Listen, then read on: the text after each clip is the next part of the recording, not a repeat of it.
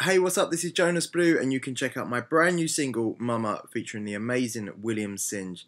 And this is my exclusive, most requested live Ask Anything chat. And I just want to say a big thanks to Romeo for having me on the show tonight. So thank you very much. Right, let's go to the first question. Marissa from San Antonio has asked, what's something you're extremely thankful for since your career has started? I would say being able to travel the world and meet my fans. I'm quite personal where I like to meet all my fans and say thank you for all the incredible support and being able to do my job. Yeah, just meet everyone and say hey and thanks for the support.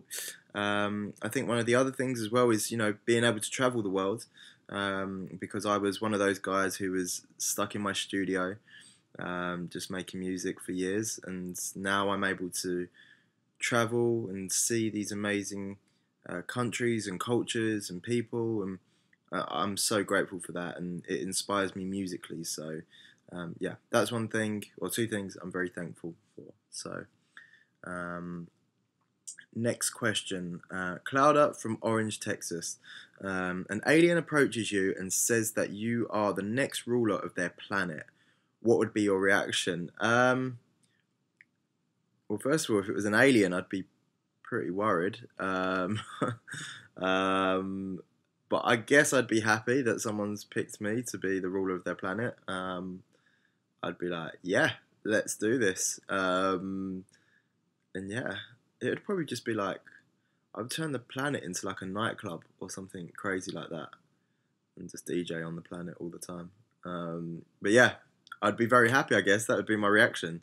Right, what is the next question? Lydia from Pittsburgh. Was William a good friend prior to him being on Mama with you? Good question. No, I was actually a massive fan of William. I was like everyone else, watching his YouTube videos from day one. I remember discovering him kind of really early on. I was just a massive, massive fan of what he does.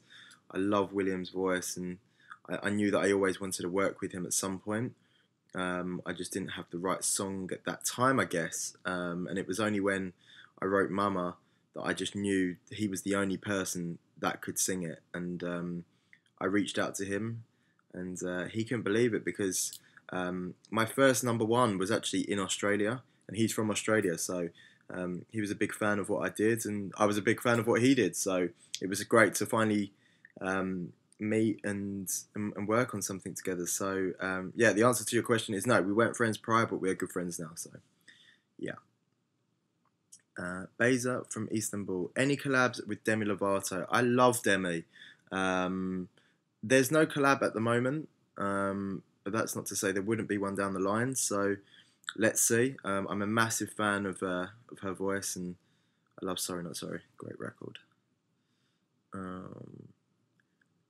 Andrea from Madrid. I would like to know, where do you find some inspiration to make your music? I really love all of your songs. Gracias por mucho. Where do I find the inspiration? Well, I think I kind of said that about a minute ago. Just being able to travel the world is a massive inspiration to me. I also, with Mama, it was about what's going on in my life right now. My life is kind of very crazy. It moves very fast. So I wanted to create a song which took me back to that time in my life when things were a little less stress and I didn't have any worries or bills or things like that. And I think everyone can relate to that. So I just wanted to create a song where it just, made you feel free, and you were just able to let your hair down for 3 minutes and listen to the song and enjoy music and life for what it really is. So where do I find my inspirations? Everywhere, really. I know it's kind of quite vague, but yeah, it really is. Sometimes it can just be sitting at the piano and just really thinking about what's going on, whether it's in the world or how I'm feeling or how a friend is feeling. Inspiration comes from anywhere for me. So I hope that answers that. BMW from San Francisco. Any advice on writing melody, rhythm of lyrics? Um, so, yeah, melody is key for me. Um, it always has been, even more so before lyrics. I'm always straight to melody. Um, so, do I have any advice? I think with melody, it's just about finding something that's catchy, that's not going to annoy people. Be catchy and be able to tell your story at the same time lyrically. So um, it's just kind of trial and error. One thing for me that I really found is playing a musical instrument really helps.